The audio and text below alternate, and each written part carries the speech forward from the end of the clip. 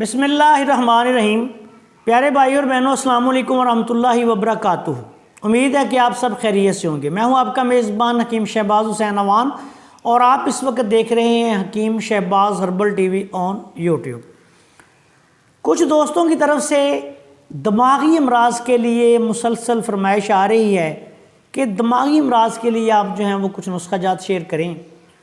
आजकल दुनिया के हालात ऐसे हैं कि हर दूसरा बंदा जो है वो ज़हनी मरीज़ बनता चला जा रहा है। सबसे पहले तो ये गुजारिश करूँगा कि ज़हनी अमराज में मुब्तला जितने भी लोग हैं वो अल्लाह से लौ लगाएं, अपने जिस भी मज़हब से वाबस्ता हैं अल्लाह ताला की इबादत करें और नेकी के कामों में हिस्सा लें, गरीबों मस्कीनों यतीमों की मदद करें, सदका ज़्यादा से ज़्यादा करें। इंशाअल्लाह ताला देखेंगे कि आप उनको सुकून मिलेगा। दूसरी बात यह है कि मैंने पहले भी अपने चैनल पे कई नुस्खा जात शेयर किए हैं, आज भी एक नुस्खा शेयर करने जा रहा हूँ। ये नुस्खा हमारे बहुत बड़े तबीब हकीम अजमल ख़ान साहब, जिनको अजमल आज़म भी कहा जाता है, तिब्बे यूनानी में उन्होंने बहुत बड़ा काम किया है, तो उनका ये मामूल मतलब नुस्खा बयान कर रहा हूँ। उनका हवाला इसलिए दे रहा हूँ कि आप देखें कि अगर हकीम अजमल ख़ान साहब इस दवाई को इस्तेमाल करते थे अपने मतलब में कसरत से, तो फिर इसमें कितनी कितनी खूबियाँ होंगी। और हमारा भी ये मामूल है, जितने मुस्तनिद मुआलिज हैं जो पढ़े लिखे समझदार तबीब हैं वो इस दुआ को किसी न किसी शक्ल में अपने मतलब में इस्तेमाल करते हैं, हम भी करते हैं। तो ये बिल्कुल आसान सा नुस्खा है, आपकी खिदमत में बयान करने जा रहा हूँ। पाकिस्तान भर में भी और पाकिस्तान से बाहर भी हर मुल्क में तकरीबन ये मिल जाएगा और इसको ज़रूरत के मुताबिक जिस तरह मैं बताता हूँ वो इस्तेमाल किया जाए तो अल्लाह के फजल करम से ये मिर्गी, हिस्टेरिया जिसमें ख़वातीन को दौरे पड़ते हैं, उसके अलावा जुनून, माली खोलिया, पागलपन तक, ज़हनी परेशानी, डिप्रेशन, नींद ना आना वगैरह के मसाइल के लिए बहुत ही आला और लाजवाब नुस्खा है। नुस्खा ये है कि आपने छोटी चंदन बूटी, जिसको असरोल कहते हैं, ये आपने लेनी है। तकरीबन आप 1 पाव ले लें। 1 पाव यानी 250 ग्राम छोटी चंदन बूटी ले लें। अब 1 पाव में तकरीबन 20 ग्राम जो है वो आप काली मिर्च शामिल कर लें। 20 ग्राम काली मिर्च और 1 पाव तकरीबन ले लें आप छोटी चंदन। इन दोनों को बारीक पीस लें।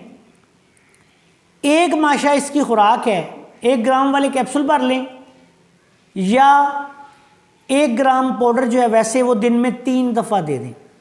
दिन में 2 दफ़ा भी सुबह शाम दे सकते हैं। बहुत ही आला नुस्खा है और लाजवाब नुस्खा है, ज़हनी अमराज के लिए बेहद मुफीद है। इसके साथ आप ये कर सकते हैं कि मरीज़ को अगर बहुत ज़्यादा वो ज़हनी तौर पे डिस्टर्ब है तो खमीरा गोज़बान सादा वो आप खाने से या नाश्ते से आधा घंटा पहले आधी चम्मच दे लें। और ये जो दवाई है ये दवाउ शफा के नाम से हकीम अजमल ख़ान साहब का ख़ास नुस्खा था।